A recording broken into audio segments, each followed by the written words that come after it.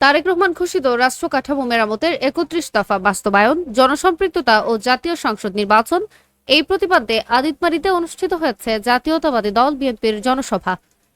বুধবার রাত ৮টা ৩০ লালমনিরহাট জেলা আদিতমারি উপজেলার ভেলাভারী স্কুল অ্যান্ড কলেজ মাঠে এ জনসমাবেশ অনুষ্ঠিত হয়।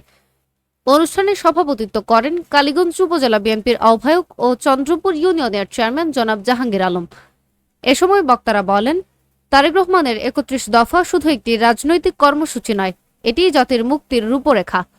এই দফাগুলো বাস্তবায়িত হলে বাংলাদেশে প্রকৃত গণতন্ত্র ও জনগণের অধিকার প্রতিষ্ঠিত হবে।